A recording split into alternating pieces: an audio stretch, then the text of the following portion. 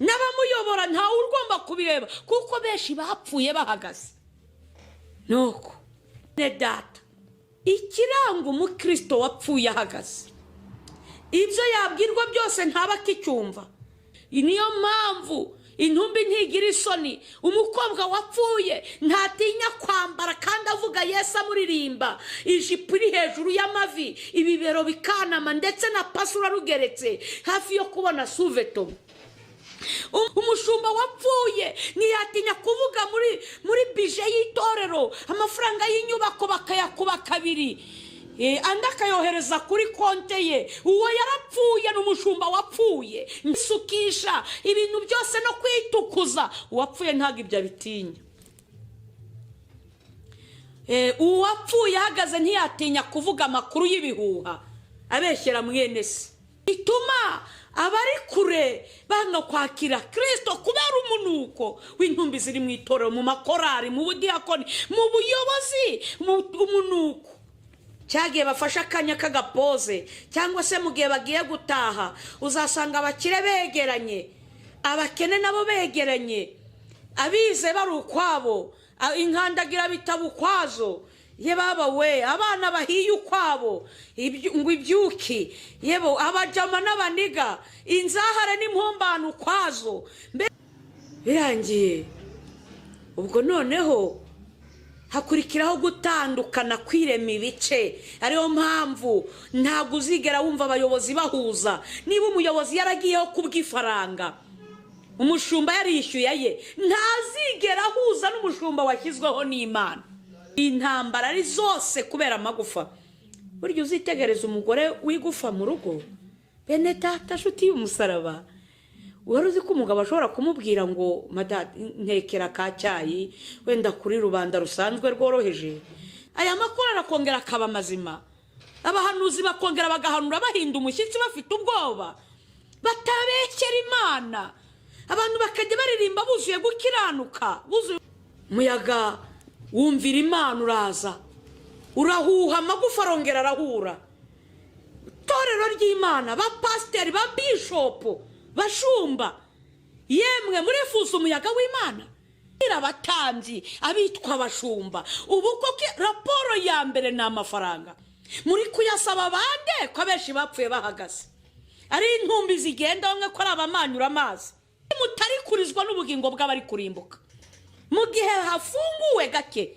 Uretse ko ngewe ndababwiza ukuri neruye, Imana iri kumbwira ngo mbwira abatuye abo duturanye bose, ise agacikana umugore w'abandi undi agacikana umugabo w'abandi. Ndakubwiza ukuri, igihe kirageze ngo Imana icyure n'abaho ngabo ayo mabandi, impunzi ibazane, yemwe mwihana ibyaha.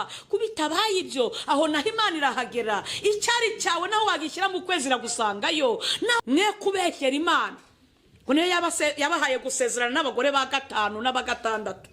Mwe kubeshyera Imana abakobwa, muri kurya ingo z'abandi, mwarapfe muhagaze, mukajya mu makorari, mukaririmba, mukabeshyera Imana. Bahanuzi mwibye abagabo b'abandi, mukiba abagore b'abandi. Uwiteka aje kubasaka. Pasiteri hakongera akaboneka abashumba bazima bataragirira ibihembo by'isi, batari kuragira amafaranga, barataye intama, yasubira kongera akabaho.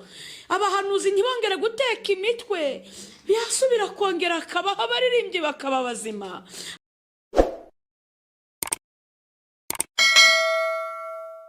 Mana yera yo mu ijuru, Mana Jehova Rafa, niweho Mana nyakuri, niweho Mana yaremye ijuru n'isi, ni wowe ufite ibyaremwe byose mu kuboko kwawe kwera.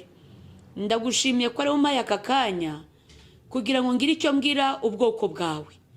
Ni wa mujawe wambaye kubora no gupfa, ugaragara nk'urunyo, umunyorogoto mu maso yawe wera.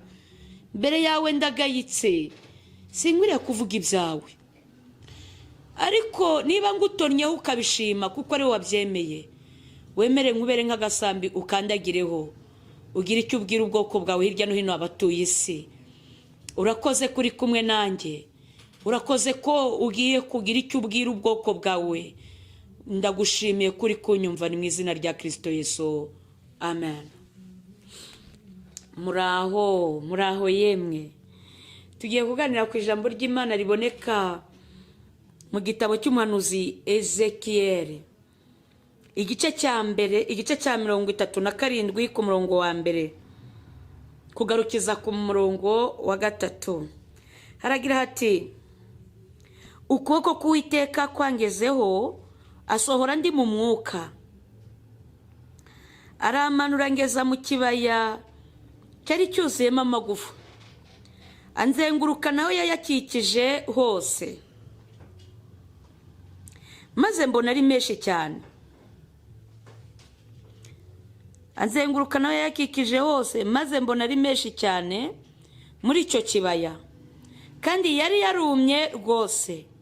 Maze arambaza ati: mwana w'umuntu, mbese aya magufa yabasha gusubira kubaho?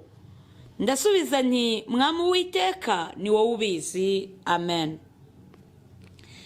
Uyu ni witwa umuhanuzi Ezekiyeli. Yari umukozi w'Imana. Mu gihe cye umwuka wera aramusanga, nuko arahanura avuga ngo ukuboko k'Uwiteka kwangezeho, ansohora ndi mu mwuka. Apana mu mubiri, mu mwuka. Bene data, umuntu uri mu mwuka atandukanye n'umuntu uri mu mubiri, kuko umuntu uri mu mubiri hari ibyo adashobora kumenya. Iyo umuntu ari mu mubiri, iyo umuntu ageze mu iteraniro, mu rusengero, abona abantu bose bicaye mu rusengero, akabona ni abatagatifu, akabona bose ni abantu bakijijwe, akagira ngo bose barajya mu ijuru. Urebeye mu mubiri, urebeye inyuma, twese tubona turi abatagatifu. Ariko noneho niwinjire mu mwuka. Na Ezekiyeli rero agiye mu mwuka, ngo Imana imusohora ari mu mwuka, imukura mu mubiri imwinjiza, imusohoramo imwinjiza mu mwuka. Ngo ari mu mwuka imujyana mu kibaya cyari cyuzuyemo amagufa. Buriya ni byiza ko tugira abayobozi baba mu mwuka. Umupasiteri uyobora mu mubiri, umushumba uyobora mu mubiri, ni ukuri kose ntawe yazageza umukumbi w'Uwiteka. Umuvugabutumwa ukorera mu mubiri, cyangwa se umuhanuzi wo mu mubiri, abo bose baratekinika, baba abanyamitwe n'amabandi, barabeshya. Usanga bamwe ari n'amasarigoma. Ariko umuntu uri mu mwuka ntabwo yikoresha, avugishijwe n'umwuka w'Imana.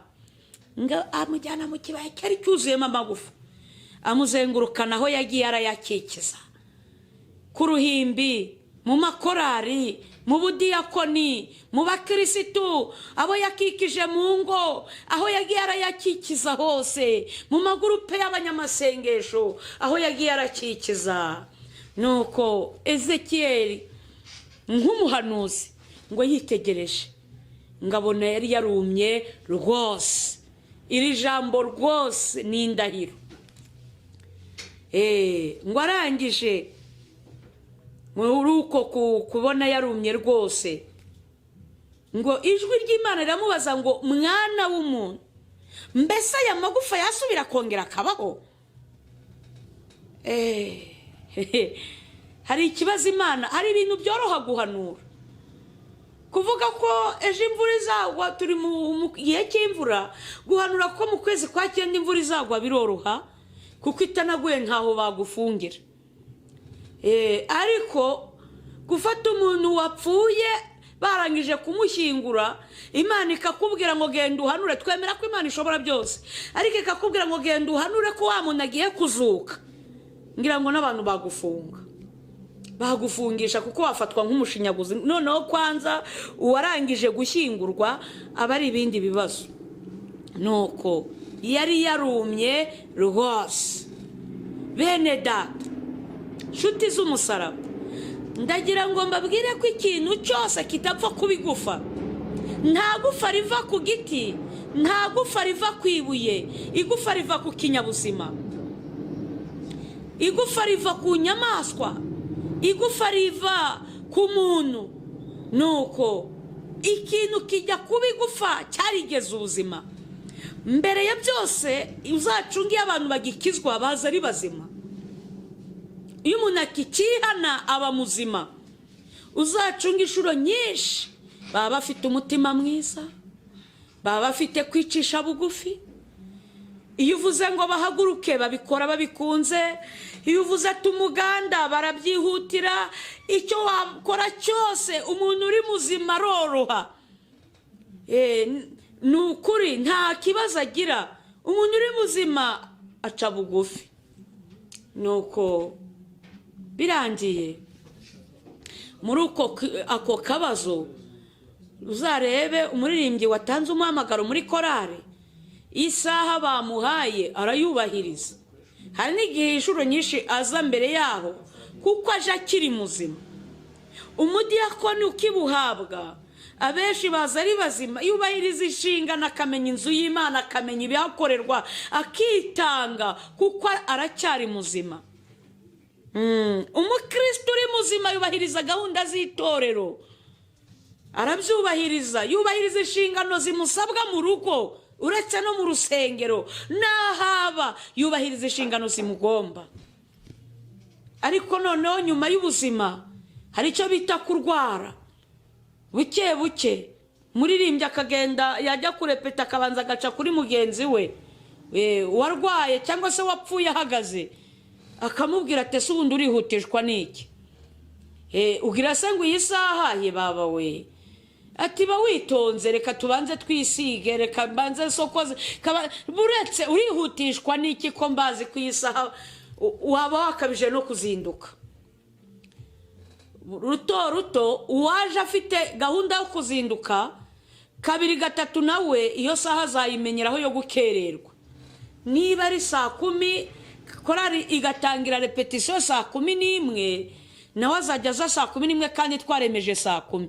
Nditwirengagize ko twemeza 10:00, mu ijuru hari marayika ushinzwe ayo marepetition, yoherejwe kuza 10:00 tope we aba yahageze. Banza wibaze ngo muri iyo saha ahari inshuro nyinshi sinakoreye kuri 0. Nuko twikomereze. Uri umudiyakoni, ni gute abakirisitu bagutanga ku rusengero? Aho ntukorera kuri 0. Pasiteri, icyo bita kurwara, kumenyera umurimo w'Imana, abavuga butumwa, gukererwa nta kigukereje. Kubera tituru ufite, intama zikagushaka zikakubura kandi ari wakagombye gushaka umukumbi w'Uwiteka. Nuko nyuma yo kurwara indwara itabonye umuti, hari icyo bita kuremba. Iyo umuntu yabo atari kubona imiti cyangwa abona imiti idahuje n'uburwayi, hari ibintu byagiye imiti idahuje n'uburwayi, inyigisho zishyeshyenga abantu, kubwirwa ibitangaza, kukwibwira amahoro kandi uri nyakwigendera, aho kugira ngo ukirurushaho kuremba. Niba wakererwaga bizatuma noneho no ku murongo nibavuga ngo muhagare mureba imbere, umuntu yihagararira uko abonye, ntawe uzamukoraho. Umuntu navuga mugenzi we ntawe uzamucyaha kuko yatangiye kuremba, yatangiye kwangirika. Natangira kwambara uko yishakiye ari umusore, atereka ubwanwa ngo aruhaya, ni kuko ari umucuranzi ntawe uzamukoraho, yararembye. N'abamuyobora ntawe ugomba kubireba kuko benshi bapfuye bahagaze. Nuko birangiye rero, iyo birangiye kuremba hakurikiraho icyo bita gupfa. Bene data, intumbi ntiyumva, ntago intumbi ireba. Intumbi ntacyo wayikorera nubwo wakubita ntiyababara. Icyakora intumbi, iyo umuntu ashobora gupfa atari kumwe n'umwubikira ngo amube hafi, akore ku maso agapfa areba akanuye, wamureba ukaba wakwikanga ngo ari kukureba kandi yarapfuye kera. Agapfa ashinyitse ukabagira ngo ari guseka kandi ashinyitse.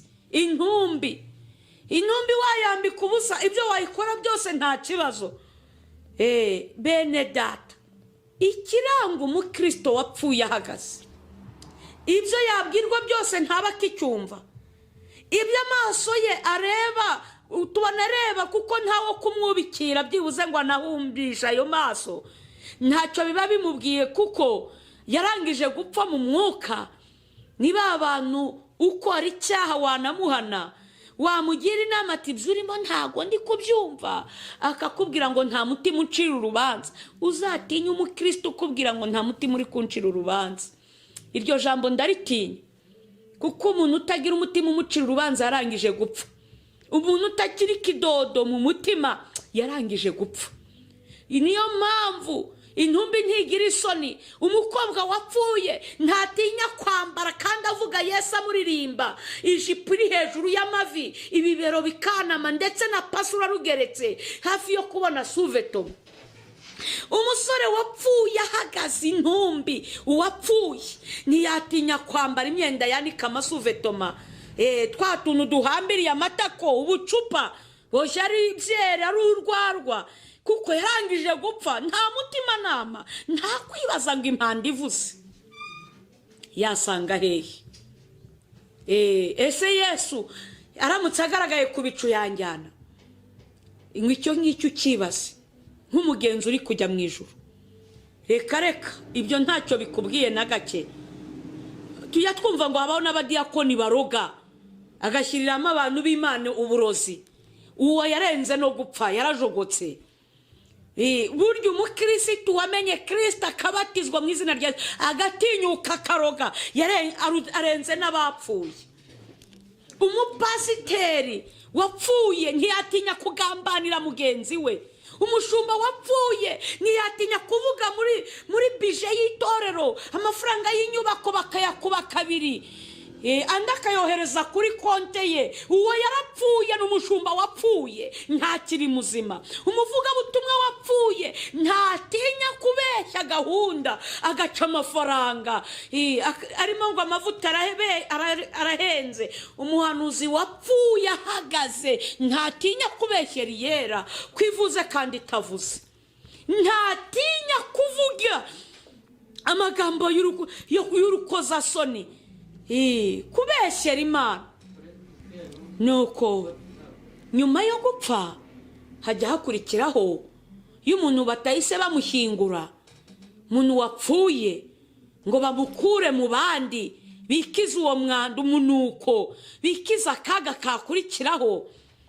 Hakurikiraho icyo bita kunuka. Intumbi iranuka ivi ikagera, ziranuka iyo zitashyinguwe, keretse bamwe bazisiga imiti zikumagatana, abandi bakazihora batera amaparufe, ariko ubundi intumbi ziranuka. Muri uko kunuka, kuko icyapfuye cyose cy'ikinyabuzima kiranuka, muri uko kunuka rero nibwo uzasanga itorero umunuko w'amagambo, umunuko w'amarozi, umunuko w'ubusambanyi n'ubutinganyi, umunuko wo gusenyuka ko bubatse ingo, umunuko w'ubujura, umunuko uwapfuye ahagaze nta cyaha atinya, umunuko wo kwiyandarika, kwambara ubusa, kwisukisha ibintu byose no kwitukuza. Uwapfuye ntabwo ibyo abitinya. Uwapfuye ahagaze ntiyatinya kuvuga amakuru y'ibihuha abeshyera mwene se. Uwapfuye ahagaze, nuko uwo ni umunuko mu itorero, bituma n'abapagani batihana, bituma abari kure banga kwakira Kristo kubera umunuko w'intumbi ziri mu itorero, mu makorari, mu budiyakoni, mu buyobozi, umunuko. Nyuma y'uwo munuko hakurikiraho icyo bita kujogoka, inyama zigatandukana n'amagufa. Bene data, inyama mu gutandukana n'amagufa muzabyitegereze. Niho itorero uzasanga ryariremyemo ibice. Mu karere, umushumba w'akarere niba gutyo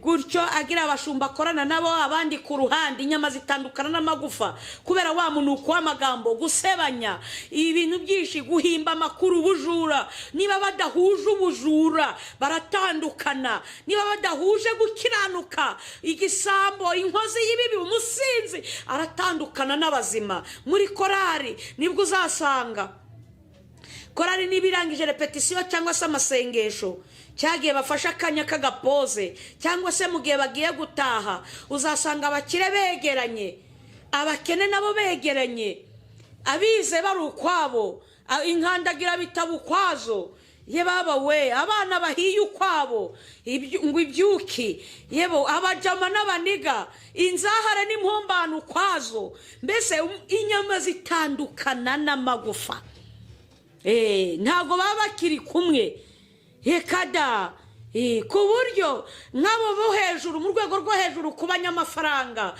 niba bagenda bafatira ibyemezo korari ntibasenga ngo Imana ibafatire ibyemezo ibabwire ngo munyuraha ahubwo korari isigara iyoborwa n'amafaranga kubera iki harimo abapfuye intumbi sanga korari yapanze amasengesho umugore akabeshya umugabo ko agiye mu masengesho kandi agiye mu byaha uwo yapfuye ahagaze simvuze yuko hatariho abagore bazima abakobwa bubaha Imana barahari hari 7,000 bitarapfukamira Bayali mu bakobwa 5 b'abapfu harimo n'abakobwa 5 b'abanyabwenge kuko ntabapfira gushira mu bashumba b'abapfu harimo abashumba bazima hari abapasteri bazima ariko hariho n'intumbi ni 5 kuri 5 nuko birangiye ubwo noneho hakurikiraho gutandukana kwirema ibice ariyo mpamvu ntabwo uzigera wumva abayobozi bahuza niba umuyobozi yaragiyeho kubw'ifaranga umushumba yarishyuye ye ntazigera ahuza n'umushumba washyizweho n'Imana kuko abo bantu bombi ntago ari bamwe pasiteri wabuhashye ntabwo bazigera bishop wasohotse agashinga idini kandi wenda ari ubusambanyi baramukiza inyuma reka da ntabwo bazigera bahuza n'umuntu wahamagawe n'Imana kirazira kwirema ibice ni ngombwa ntabwo bizabura mu gihe abantu batashyizweho n'Imana twikomereze akandi noneho nyuma yo kujogoka gutandukana umubiri uragenda ugahita ubora ugahinduka ivumbi itaka ariko none icyo nakuboneye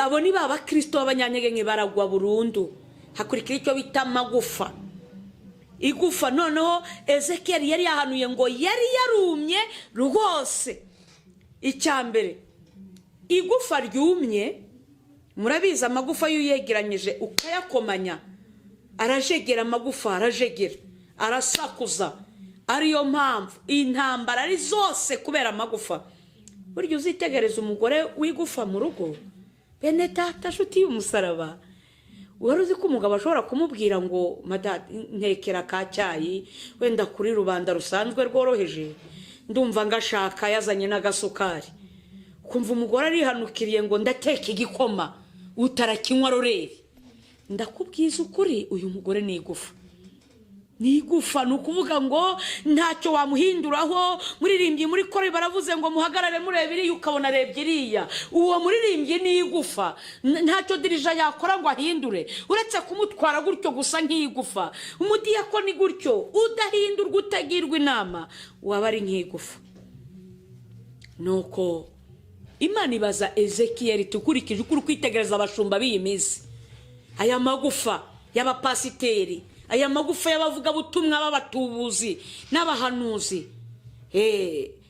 aba bamudakurwa kwizima urabona byakongera amagufa akabaho aya makuru arakongera akaba mazima abahanuzi bakongera bagahanura bahinda umushyitsi bafite ubwoba batabekera Imana abantu bakajya baririmba buzuye gukiranuka buzuye umwuka wera urabona bizongera kubaho Ezekiel yajya kuvuga ati byibuze yajya kuhanura kujya mu mwuka yareba yakwitegereza ukuntu ingo ziri gusenyuka abagore bari guca inyuma y'abagabo yakwitegereza ubusambanyi mu bagabo n'ubusinzi ibibyo nahanuye byinshi ariko ibibyo ni weho ubizi Imana ibwira Ezekiel dukomeje hepfo nubwo tutahasomye iramubwira ngo ubwo guhanura riwe bikunaniye kuko yitwishobora byose Imana ifite ibikoresho byinshi ndabwira abakozi b'Imana nubwo utakorera Imana ibisiga birahari imiyaga irahari akaga n'amakuba karahari wa mugabo we wa musore n'udakiranuka hari ibindi byubaha Imana nuko yamubwira ngo nahanurire umuyaga uzi ukora akazi umuyaga wumvira Imana uraza urahuha amagufa arongera arahura itorero ry'Imana ba pasiteri ba bishopu bashumba yemwe murifuza umuyaga w'Imana. Bagize ngo bafunguye isengero, ntibiteye isoni. Ubu raporo ni amafaranga, raporo y'inkazi ni amafaranga. Wenda munyangire rimwe, n'ubundi mwari rwose ntabwo twari tubanye neza, ariko ntimwakagombye no gutegura amasengesho itorera igihugu cyose mukabanza mugatabaza ijuru. Ubu Nineve Yona ntiyagiye kuhaburira, bose bakabanza n'umwami waho bakiyiriza ubusa. Ndabwira abatambyi abitwa abashumba, ubu koko raporo ya mbere ni amafaranga. Muri kuyasaba bande ko abenshi bapfuye bahagaze, ari intumbi zigenda bamwe ko ari abamanyura amazi, ari abanywi b'inzoga. Muri kuyasaba bande ayo mafaranga? Murayaka bande? Abakonikoni murayaka indaya, abasinzi. Harimo batanu bazima yego bayatanga, ariko kuki mutari kurizwa n'ubugingo bw'abari kurimbuka mu gihe hafunguwe gake? Uretse ko ngewe ndababwiza ukuri neruye, Imana iri kumbwira ngo mbwira abatuye abo duturanye bose isengero ntago zirakingurwa, kuko mutaramenya, abashumba mutaramenya kwicisha bugufi ngo murire muboroge, mubanze musabe Imana imbabazi. Ntizirakingurwa, abaririmbyi ntizirakingurwa. Ni ukuri mwikwikanga iki kirengarenga nk'uko cyatunguye Aburahamu umugoroba w'isi ngo mubwire ngo isengero zirakinze. Reka da, Imana yarambwiye ngo ziracyakinze, turacyari muri grande vacances, muri konje. Birababaje kuba warabaye igufa. Iki cyorezo akaga kazi isi nikabe kagira ikintu kagusigira. Uri umugore ngo ufate umwanzuro wo gusubirana n'umugabo wawe, uri umugabo ngo ufate umwanzuro wo gusubirana n'umugore wawe. Yemwe ba bishop mwibye abagabo b'abandi, abandi mukiba abagore b'abandi. Imana ko igiye kuzana undi muhuzo, murabigenza uti? Murajya hehe? Ko mu bantu batumye Imana iza namwe murimo, yemwe abicanya bagambanira abandi, mukababeshyera, mukabahimbira ibyaha batakoze, bagahura n'akaga n'amakuba. Mwebwe murajya hehe? Ndabwira abantu bose abanyumva batuye isi hirya no hino mu bihugu bitandukanye, nk'abahunze bahunganya abagore b'abandi, agacikana umugore w'abandi undi agacikana umugabo w'abandi. Ndakubwiza ukuri, igihe kirageze ngo Imana icyure n'abaho ngabo ayo mabandi, impunzi ibazane, yemwe mwihana ibyaha. Kubitabaye ibyo, aho naho Imana irahagera. Icyari cyawe naho wagishyira mu kwezi iragusangayo, naho wajya hasi muhengeri Uwiteka yiteguye kugusanga yohereje umuyaga. Nitaza n'umuyaga irazana umuriro, irazana inkuba, irazana kaga. Ariko mwihana, mwe kubeshyera Imana. Ngo yabahaye gusezerana n'abagore ba 5 n'aba6. Mwe kubeshyera Imana abakobwa, muri kurya ingo z'abandi, mwarapfe muhagaze, mukajya mu makorari mukaririmba, mukabeshyera Imana. Bahanuzi mwibye abagabo b'abandi, mukiba abagore b'abandi. Uwiteka aje kubasaka.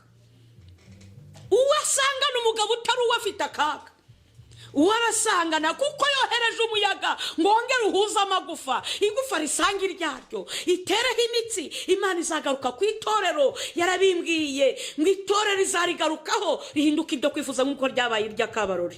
Murakoze bene data, reka begarukiye aha mbwira umuntu wese ahari ngo urushaho kwezwa ube mu mubare w'abakobwa 5 b'abanyabwenge.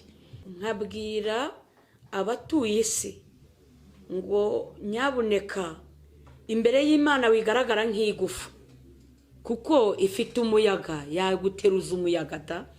Kandi niba wifuza kuca bugufi kubera umuyaga, muhumure, Imana iraje, Imana iri gutambuka, mugiye kuyibona. Mbese mwana w'umuntu aya magufa yasubira kongera akabaho? Imana ikeneye ubuzima bw'abakristo basubira bakabaho, bakagira urukundo, bakongera bagakora imirimo ishimwa, bakitwa bakiranutsi, bakera kuba inkozi z'ibibi. Murakoze, ndabashimiye. Haranira kuba umubare w'abakobwa 5 b'abanyabwenge wiba mu bapfapfa, mu bapfuye bahagaze. Kubw'ibyo rero iki kibazo Imana iri kwibaza ngo mbese basubira bakongera aya magufa yasubira kongera akabaho, abapasiteri hakongera akaboneka abashumba bazima. bataragirira ibihembo by'isi, batari kuragira amafaranga, barataye intama, yasubira kongera akabaho. Abahanuzi ntibongere guteka imitwe, yasubira kongera akabaho. Abaririmbyi bakaba bazima, aya magufa yasubira kongera akabaho. Ezekiyeli avuga ngo Mwami Uwiteka ni wowe ubizi. Bene data, nanjye ndababwira ngo ibi byo Imana niyo ibizi. Ibyo ukuntu ije kugenza itorero kugira ngo ryongere risubire muri gahunda yaryo, Pentekote yongere igaruke mu bera. Imana, abantu bareke kudefiriza, bareke kwambara ubusa, abantu bareke batinye kubeshyera Imana ngo iravuze itavuze. Ibi byo ni Imana ibizi. Ibi byo ni Imana izi ikigiye gukora, twebwe tutazi. Tutapfa kuvuga ngo irakora gutya kuko ntawuzi inzira zayo. Nguko tutazi inzira z'imiyaga, niko ifite inzira nyinshi kugira ngo aba bantu bakora amadevorce ku bushake. Ngo Imana yavuze yuko umugabo atari uwundi, ngo umugore si uwe, bakongera bagashyingirwa. Ubu busarigoma bwose bucike mu nzu y'Imana, iki kinyoma giveho. Imana niyo izi nzira igiye gukora kugira ngo abantu bongere bakorera Imana bahinda umushyitsi batinya. Murakoze cyane, reka dusenge. Niba uzi ko wigize igufu uri umukobwa umubyeyi atavuga, uce bugufi, wubahe so na nyoko. Riri mu mategeko y'Imana, itegeko rya 4. Wubaha ababyeyi bawe. Yemwe mugore ugandukira umugabo, wikwigira igufa ngubeshya ngo wagiye gusenga kandi uvuye mu bindi. Imisengere yawe mama, ni ngombwa ngo umugabo wawe abayizi. Nataga uburenganzira, senga n'ubwenge, sengera mu bwenge. Hari ukuntu umuntu akora imirimo yo mu rugo kandi ari no gusenga, niba utari kubihuza n'umugabo. Niba umugabo nawe kandi aho kugira ngo ube hirya no hino ruhaya, ni ukuri ca bugufi wikwigira igufa, kuko iminsi Imana yayihindura ikakoroshya. Oroha iminsi itarakoroshya. Reka dusenge, ibindi Imana irabizi. Imana yaremye ijuru n'isi, muciriye bugufi cyane ku birenge byawe. Niriziki wambaye kubora no gupfa, ndakwinginze ngo abafite imitima yose ishaka guca bugufi ikihana ibyaha, ubababarire Mana, ubatabare, ubakizirize ubugingo. Abikakaza mu mpamvu z'amafuti, ubababarire Mana, cyane cyane badashobora no guca bugufi ngo basabe imbabazi, ubeze bahindukire bave mu byo barimo. Mwami w'abami, abadakurwa kwizima ubeze, yaba umushumba akabigufa kubera titira afite, umutabarira ubugingo niba afite umutima wo kwihana. Ubahe koroha, umwuka w'Imana bamanukiremo. Urakoze Kristo kuri kunyumva, ngaho tunganya umugeni wawe. Ndagusabye ngo urusheho kubatunganya, amakanzu yabo n'ibishura byezerezwe muri ya maraso y'Umwana w'Intama. Urakoze kuri kumwe nanjye, urakoze kuri kumwe n'abari kunyumva bose, ni mu izina rya Yesu, amen.